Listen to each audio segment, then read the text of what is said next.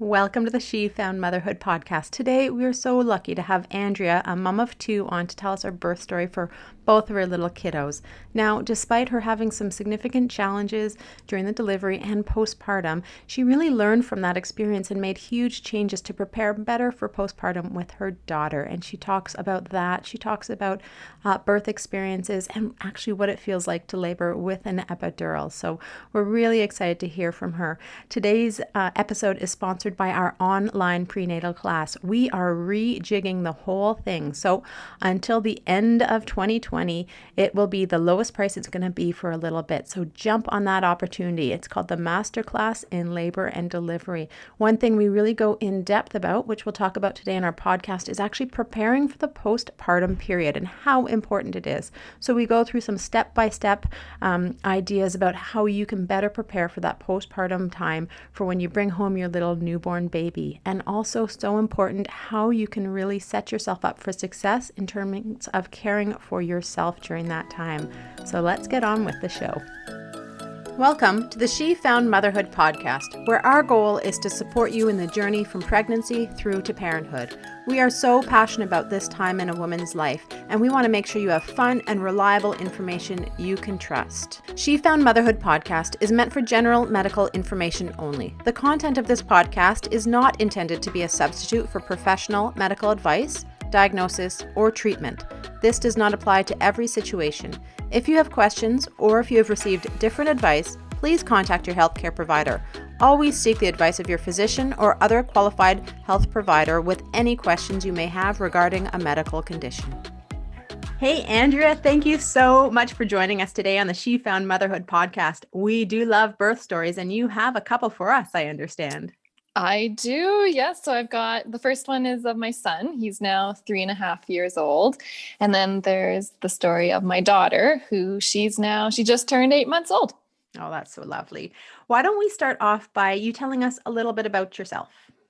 Okay, so I'm in interior BC. I live just outside of Nelson. And so I'm about 4.5 acres here, and we've got like a big garden and chickens, and so the kids quite enjoy, well, at least my son enjoys running around, chasing after all of that.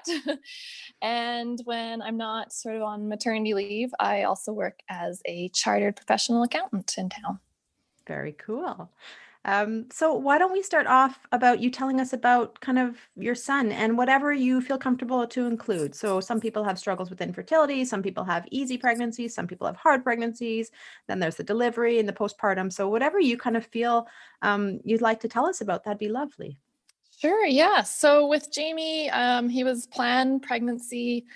He took about 4 months to conceive. So it was, at the time it felt like forever, but looking back, it happened very quickly, which was quite fortunate. And it was really a pretty straightforward, easy pregnancy. I had just kind of mild nausea, just kind of felt like I had the flu for about 3 months, low grade. And really the pregnancy was really straightforward. The only thing that kind of came up was I had a low-lying placenta. So I was monitored for that. My doctor sort of told me there's a good chance that it will move up. And so I had a couple of late ultrasounds just to kind of check on that. And it turned out it did end up moving up out of the way. So then I was kind of cleared for a vaginal birth with that. The only other thing was he stayed transverse for quite a while. And it wasn't until I want to say almost 36, 37 weeks, he finally flipped down. I sort of felt it like one night. I was like, oh my goodness, what is going on here? And then my next appointment, he was head down. So that was all, really going according to plan. And so I hit my due date and, nothing had happened. And so then finally it was about 5 days after my due date. I'd sort of leading up to it, I had increasing Braxton Hicks. I kept on kind of going to bed being like, this is going to be the night I'm going to wake up and things are going to be starting. And then I'd sort of wake up around sort of 2 a.m. to have to go pee and be like, I feel nothing. So then that night I went to bed, and at this point I was like, it's just, it's not going to happen tonight. I'm feeling nothing, and went to bed. Finally kind of got where I was like really comfortable in bed, where it's like you finally, all the pillows are in like the right spots. And then the next thing I feel is almost like this trickle. And the first thing I kind of thought was, have I just peed myself?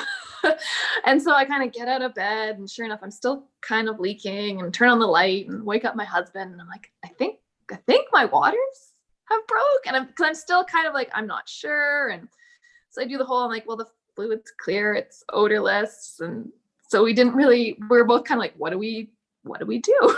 Because my doctor had said, come into the hospital when your contractions were, I think it was about 5 minutes apart, just because we were out of town. So we're like, well, we never talked about what do we do if there's no contractions and just my water breaking. And so we decided to pack up the car, and we headed into the hospital. And that's when they sort of tested the pad that I had, and they knew then it was the amniotic fluid, and so my waters had broke, and I was getting contractions. It still sort of just felt like Braxton Hicks to me. And so they kind of gave me the option. I could stay or I could go home. So at that point, we decided to head back to the house and to try and get some more sleep, which I couldn't really. By that time, I was feeling it a bit more, so not enough that I could really fall asleep. And so kind of laid there, and so finally around 5 or 6, I kind of got out of bed, and things were just starting to get a bit more uncomfortable. And so we trundled back on into the hospital, which was not a pleasant car ride, because getting the contractions in the car is never really that pleasant. And so once we got there, my doctor came in and checked me, and I was 1 to 2 centimeters dilated. So, and that was, I guess, 6 hours in, which was kind of a little bit, I was like, okay, that's, not bad. I mean, my doctor said best thing to do is just as much motion moving around as I can. So our hospital here, they actually have like a really nice hospital grounds. Like there's like nice sort of like green area outside. And so we're just kind of walking back and forth outside, waiting for things to continue. And finally went back inside, had another check, and I was around 3 centimeters dilated. And so at that point, it's kind of like, okay, I think it was around 11. I'm like, it's been like 10 hours. And I started to kind of get a little bit like, oh, okay. So at that point, I decided to have the morphine and gravel injection, just so I could get some rest. Because at this point, I hadn't really, didn't really sleep the night before. We've been kind of walking around, and I was just starting to get a little tired and kind of realizing, okay, this isn't going to happen straight away. I got some time here. So that worked really well. I was able to lie down. I was able to sleep. I was sort of comfortable, which was great. And so I was able to rest. And so that was probably a couple hours of just downtime. And then just as the morphine was sort of wearing off, that's when my waters actually broke. Because I sort of just had like a leak before. And so this time they fully broke. And it was a sensation that I certainly wasn't expecting. And in my mind, all I can think of was like, I'm bleeding, like I'm hemorrhaging. And so I started to quite panic at this point. And, the nurses are like, it's fine, it's just your water. But then once that happened, everything just took off really, really quickly. It just intensified really fast. So by this point, I very quickly went up to about 6 centimeters dilated and started to I felt like I wasn't coping well at this point. And actually going back talking with my husband, he found this the hardest part of the whole delivery, because he remembers saying, he's like, you were just in the bed and you were crying and you were super upset. And he said to me, he's like, I couldn't I couldn't do anything. I couldn't make you feel better. And so he was upset. And it was quite interesting to get sort of his take on that. So at this point, I was like, I want an epidural. And so I remember talking to a friend who had had her baby a couple of years ago. And I was quite nervous about an epidural, right? Needle into the spine. This sounds a little terrifying. And so I asked her, what was it like? And she said to me, oh, giant needle into my spine. Didn't feel a thing. And all I could remember when the anesthesiologist was there, and hold still, contraction was coming. All I can remember is her saying this to me and thinking, she's so right. I don't feel a thing. You're a little bit distracted by the contractions at that point. Yeah, exactly. And it's just, it's almost like you get with labor, these like points that just really, you really remember. Like I remember time just being, it would go really fast in some points and really slow down. And so anyways, the epidural was in and it started to provide me with relief really quickly, which was fantastic. And I was able to rest and again, get some more sleep. And then with it, my contractions did slow down. So they started to give me like an oxytocin drip at that point, just to keep things moving on. And then it was around, I guess, 9:00 that night that I finally reached 10 centimeters and I was able to push. So with the epidural, I was able to feel enough that I could still kind of feel when the contractions were coming on my own, but I couldn't feel any of the pain, which was quite lovely. So then I was able to push at this point. And so I pushed and I pushed and I pushed some more, and a few more hours of pushing goes by. And eventually the obstetrician that was on call was called in because they decided that they were going to try and do a vacuum extraction at this point. And one of the things that my doctor did near the end of my prenatal appointments was he showed me the part of the epidural that kind of goes into I guess the cord. I'm not sure what you would. The catheter, the plastic catheter. Thank you. Yes. Yeah. Just so I could see what this looks like, and also the vacuum extractor. Because in my mind, I was like, okay, this is probably some giant like canister vacuum from the 70s that's like on the wall, and it's this little kind of handheld thing. And so it was nice to have seen that prior to going in, just to be like, okay, this isn't something, terrifying that's being rolled in. And so they did one vacuum, they tried one with the vacuum and it had to pop off. And then by that point, the obstetrician had shown up and it was decided to do an episiotomy just to prevent, because I guess at this point they sort of realized, okay, there's going to be a really big tear because my perineum just wasn't stretching enough to get my son's head out. Also at this point, they had detected some meconium in the water. So they had a pediatrician had kind of come in as well. And so it was another one of those kind of funny moments where, when pushing started, it was just like the doctor was there, the nurse was there was just kind of like a lamp on in the corner, and it was just like small. And I remember kind of looking around at this point thinking, it's standing room only in here. Like there's everyone here. And so with the episiotomy and the vacuum extraction, he came out and he was put straight onto my chest. Turns out that he was fine. Like they didn't meet the pediatrician. And so there he was. We didn't know he was a boy and found out. And it was kind of just like a surreal moment where I was saying to my husband, like, we have a son. And so that was pretty amazing for sure. And how was the postpartum period? How did you do with that? Postpartum was a lot harder than I was expecting. So I felt very prepared going in for the birth, and I had everything for the baby, and I had put a lot of stuff away into the freezer for dinners, but that was kind of it. In my head, I was thinking, oh, you know what? I'll be able to just run to the store and pick up whatever I need.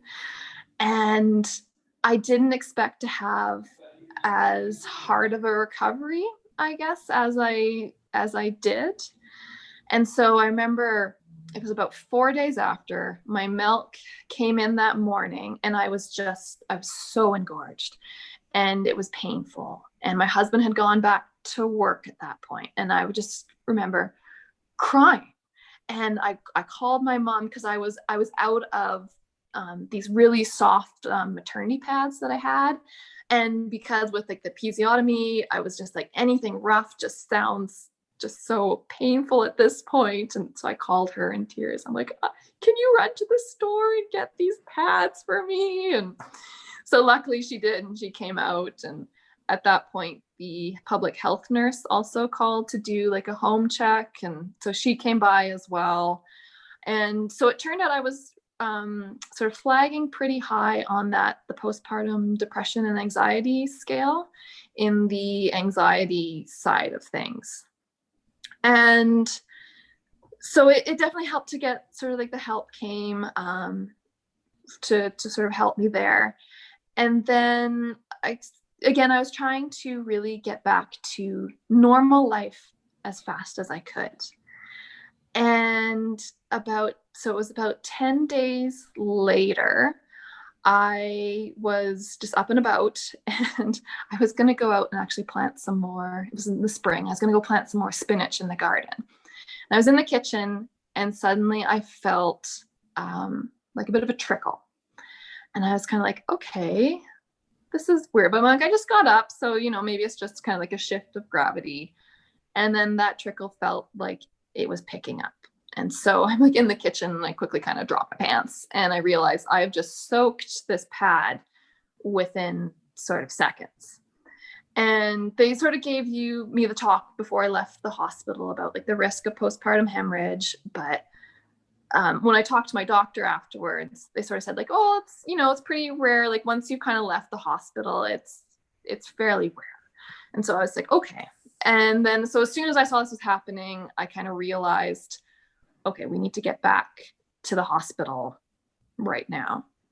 So we loaded up the baby, myself, and rushed into the hospital. And so sure enough, after sort of tests and some ultrasound, I had retained part of the placenta. So I ended up having to get a DNC for that, and then went back to the recovery room, the room, I guess, where I was going to be in. Yeah, from the culture, there was an infection as well. And so I was going to need to be on IV antibiotics for that. So back in my room, they sort of said, look, we'll make sure you try and go pee. And so I get up at one point to go pee, step out of bed. I'm still just in like a hospital gown from surgery. And I stand there, and a little bit of blood starts to kind of drip. I'm like, well, okay, like I'm still postpartum. This is okay. And then the bleeding picked up. And so I kind of said to my husband, I'm like, you need to call a nurse now. And so then like the nurse comes in and quickly gets another nurse comes running in. And all I can think of at the moment, I'm standing there, and this pool on the floor is kind of increasing. All I can think is they're going to get my socks all covered in blood. Because for surgery, they had given me these really nice, warm, like grippy socks. And I was like, ooh, these are kind of nice. And at the moment, that's all I could really think of was the socks, which looking back, I was like, okay, of all things to kind of be concerned about, socks is pretty low on the list. So they ended up giving me something, some sort of medication to stop the bleeding. And it turns out that I had lost enough blood by this point that I needed to get a blood transfusion. So in hindsight, it was kind of nice, I guess, kind of a funny way of putting it, but that I guess my hemoglobin had dropped below the the transfusion threshold, because then after receiving that blood transfusion, I felt so much better. It was like night and day. And so then I had 3 days in the hospital with that, just on the IV antibiotics. And then I was sent back home. And at that point, I was still having a hard time postpartum. I was definitely feeling just the anxiety. I was feeling the intrusive thoughts where I'd be, I remember sitting in a rocking chair with my son at like 2 o'clock in the morning thinking, I don't like this. What have we done? This is really hard.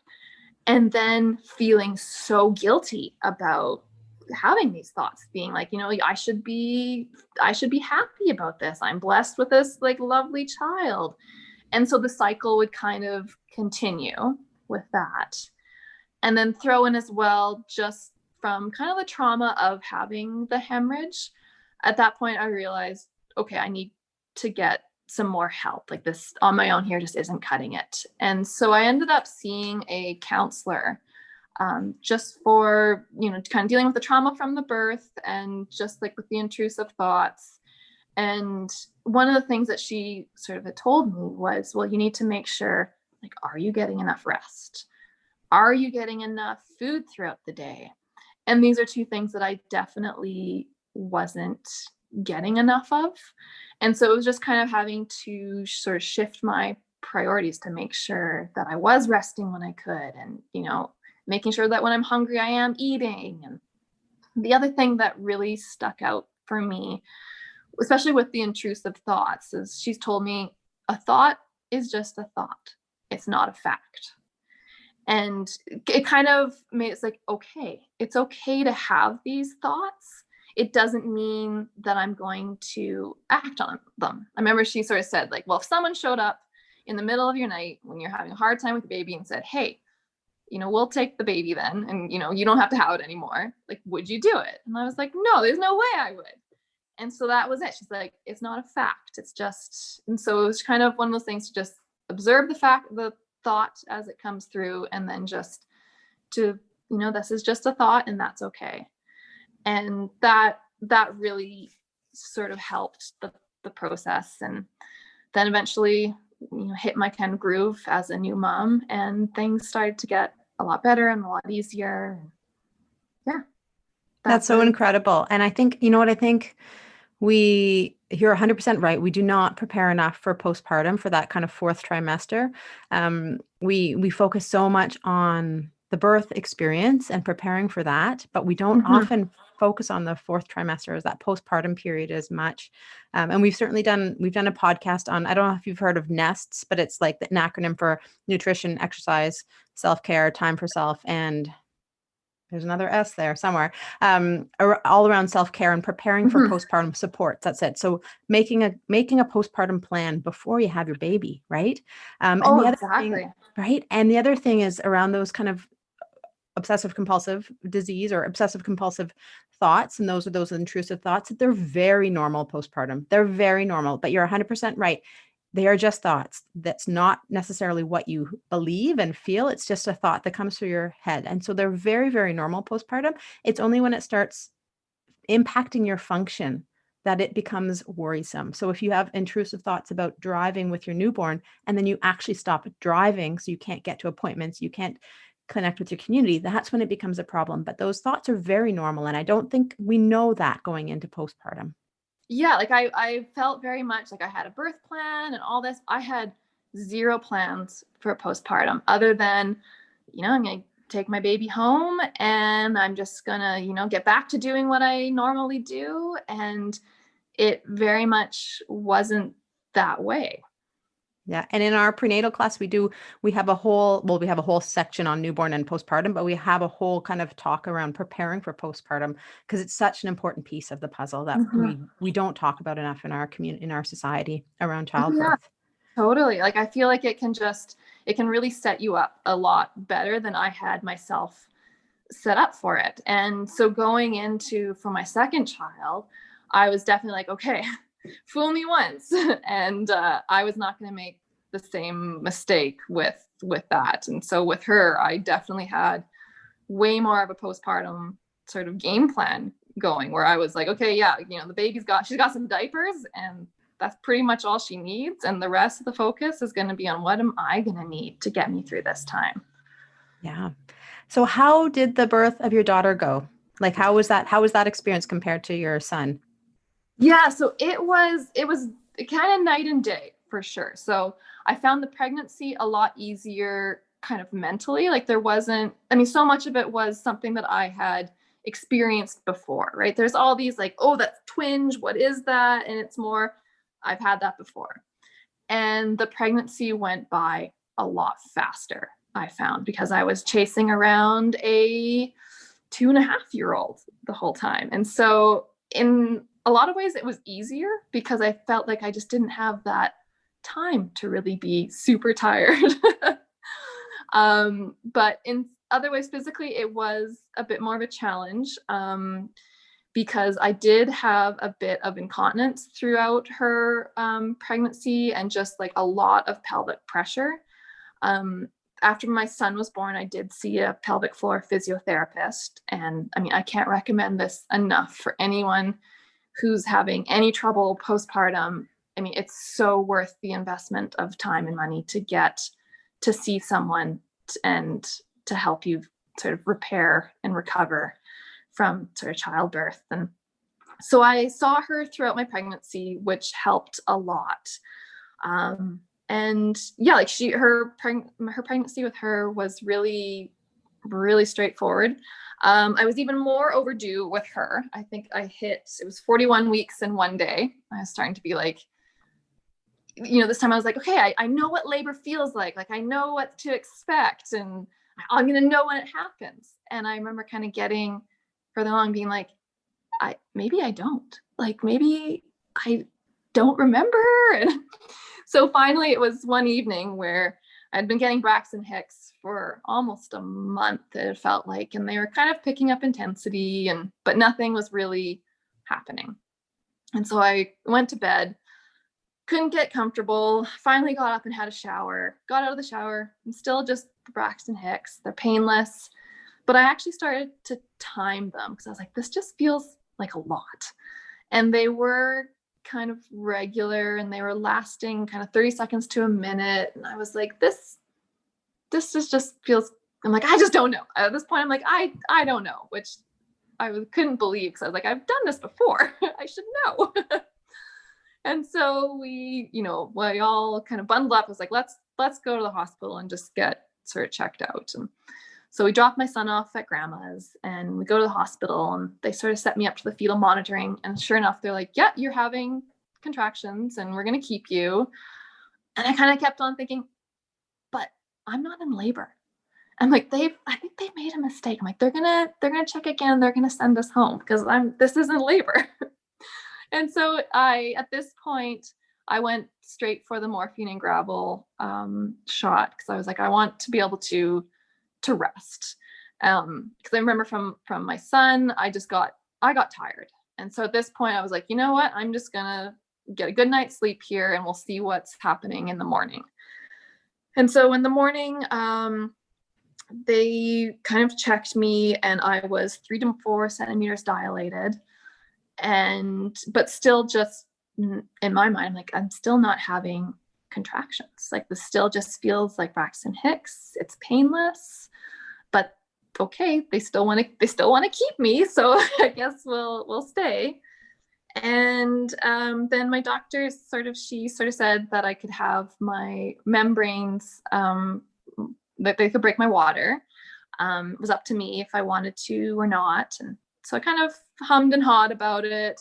And I finally decided, I'm like, okay, I'm gonna go for this. And I was quite nervous to have it done just because with my son, as soon as my waters broke, everything got really intense really fast. And so with that, I was definitely nervous about, is that going to happen again this time? And so she broke my waters and nothing immediately happened, which was very reassuring.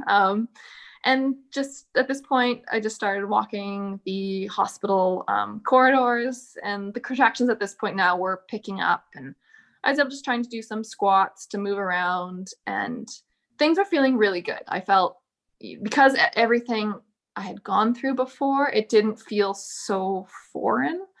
And that was quite sort of comforting. And so then I ended up trying the tub that they have at the hospital. And at first it felt really nice to be in the warm water, but then when a contraction hit, I felt really restricted in how I could kind of move. I almost felt like turtle on its back sort of feeling. And at that point I was like, no, I want to get out of here. I was also getting just a lot of pressure with her, the weight of her. I could really feel like pressure in my bottom. And I was just like, this just feels weird. And at that point, I elected to get an epidural again. And so the epidural was put in. And first I did get like some relief from it, which was really good.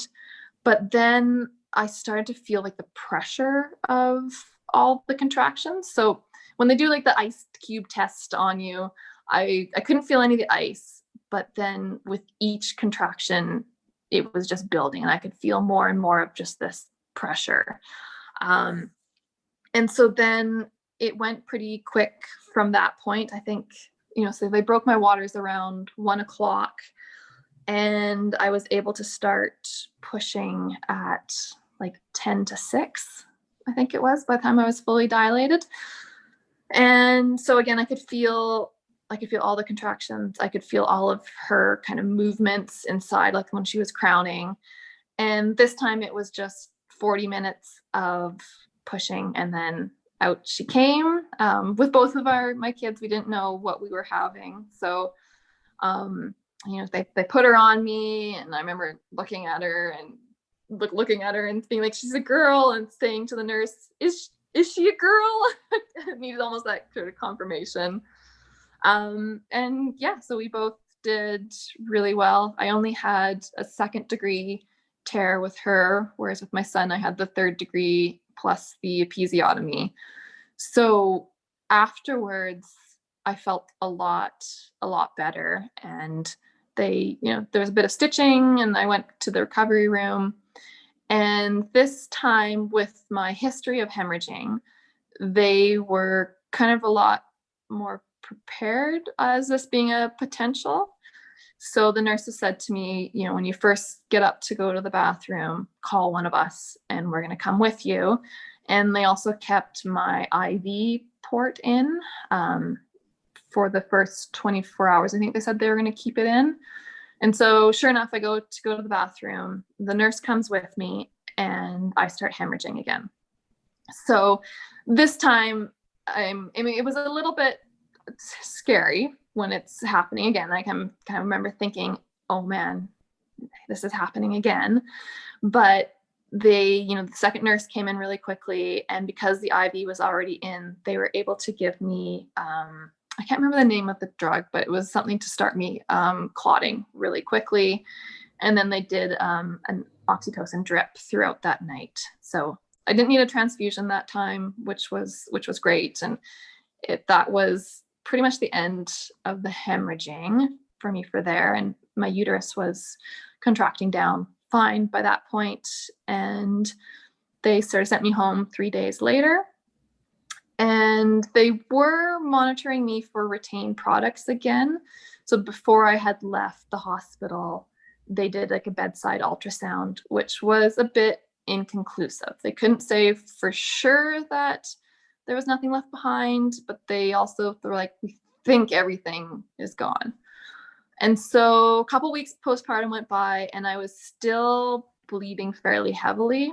And so at that point, they decided to give me some misoprostol to see then if that would expel anything that was left inside. And so I did 2 days of that. And then after that, my bleeding finally started to decrease. And yeah, I was kind of all set. And so for this postpartum period, given the harder time that I had with my son, I had prepared a lot more for this time. So, the month leading up, I was stockpiling the freezer with, the dinners, but also with all the snacks, because I did not expect to get how hungry you get with breastfeeding. It was a hunger that I've never experienced before. And so like I was ready. I had frozen breakfast, I had snacks, you know, you name it, I was ready. And I had the perineal bottle in each of my bathrooms and enough sort of maternity pads to last me, you know, I would never have to go to the store again. And so I think with this go around with my daughter, I also had a different mindset too, where I was thinking to myself, I'm just going to rest as much as possible. I'm in no rush to, you know, how fast can I get outside to be going for like a big long walk. I'm just going to take it easy and really listen to my body this time. And that made a huge difference. So good. So good. And it's so true, right? Those first few weeks to a month after you deliver your baby, you need to just snuggle in with them and listen to your body and not worry about all of the stuff, be the laundry or the dishes or the going out for walks, or you just do what feels right to you. And Mm-hmm. and don't stress about all of those other things because they'll be there. They'll be there in Exactly. a month or two. But this Mm-hmm. newborn baby and your recovery, you know, you don't want to delay it and you want to spend time with that little baby. So yeah, that's such great advice. Thank you for that, for kind of Yeah. bringing that up. That's such an important point. Yeah. I also found like the shift, like it was less of a mental shift because you're already kind of in that mom mode. So there's not so much that's new again. Whereas with my son, it was, how do I put on a diaper? How do I hold this baby? Is this baby latching okay? And whereas with her, so much of that was familiar. And I think mentally it was an easier shift when you're already kind of there doing it. It's just, you know, one more. One more, add the toddler running around. But Yeah, yeah, you know, then there's that. minor details. So I would love to hear from you what and choose one or two, one from one child or one from each. What is your fondest memory of that postpartum time? I think with each of them, that moment when that baby is first put on you it's an experience that there's nothing like that. To get that finally that weight of that baby that you've been carrying around with you on the inside suddenly on top of you, and just that you've done it. Your baby's there. You finally get to meet them. I mean, I think that's with both of them. That's the moment that I always think of and just think, man, this was so worth it. That's lovely. And on the opposite spectrum, and it sounds like you have a few things to choose from, what was the most challenging piece for you? I think that the hardest part with my son was that first adjustment to, it's a complete shift, right? Like I went from, I had a career, you know, I was doing things, and you know, you could leave the house whenever you wanted, and suddenly that's a big change. There's now suddenly this little being that is requiring you to fill all of their needs. And mentally it's an adjustment, and I can't think of really another time in your life where you have that big of a mental shift for perspective and priorities.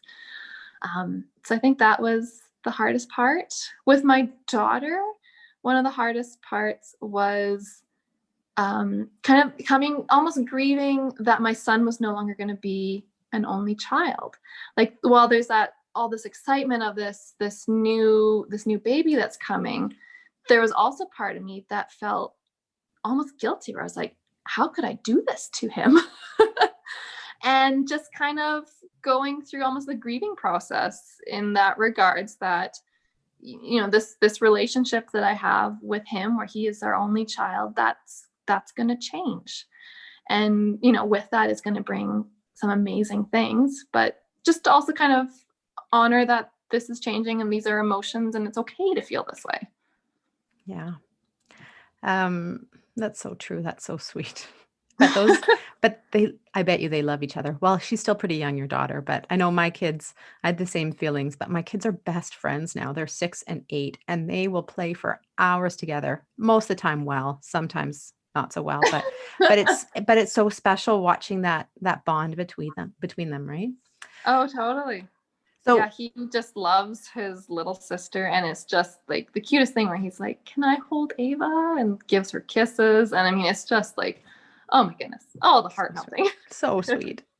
And so you're an accountant, and you kind of mentioned this a little bit, but how did your work trajectory or view on your profession, right? Like you worked hard to get there, and it was probably a big part of who you are, probably still is, but did that shift after having kids, or has that changed for you at all? Yeah, it was. I mean, it's challenging, right? Like you want to do the best you can in your career, but then you also want to, be the best mother that you can be for your kids. And at times it feels like those two things really conflict, where you're almost forced to make a choice. And that's definitely, it's hard. Like I know when I left for my maternity leave with my son, I kind of felt like I was getting to the place where I'm like, okay, like I'm getting really comfortable in my career, and I'm learning everything that I need to know to excel at my career. And then there's this big gap where you're gone and you're out of it, and you start to kind of, those skills get a little rusty. And so going back was hard, right? Because you're going back to your career that you've been out of. For me, for my son, it was about 14 months. And so trying to pick up back into it where you left off was a challenge. But then at the same time, I was also balancing these feelings of, I don't want to leave my son. And like, I remember the first 2 weeks being back were really hard emotionally, because I had the knowledge gap from being off. And so trying to kind of catch up with that, but then also feeling like I was missing my son. He was now at daycare full time. And so it took a while to kind of feel like I was getting back in the groove. And I think it's just always an ongoing struggle when you're trying to be both mother and have a career. It's not easy, and it's just always trying to find that balance. Which tends to shift around, I'm finding. It does always feel like a moving target, for sure. That makes life interesting, I guess. Exactly. Well, Andrea, thank you so much for joining us today. What a great opportunity for people to learn about so many different facets of childbirth and postpartum, right? Like you're really open with your struggles and how things went, and the beautiful things of it too. And I appreciate that so much. You're welcome. It's great to chat with you. If you enjoyed listening, please head over to iTunes, subscribe so you don't miss any new episodes, and please leave us a review. If you found this helpful, take a screenshot and share on social to help other mamas access this information. Check out our website at www.shefoundhealth.ca and join our community. We send out weekly emails and release new content focused on this incredible time in your lives. We'll also be sharing exclusive offers, so be sure not to miss out.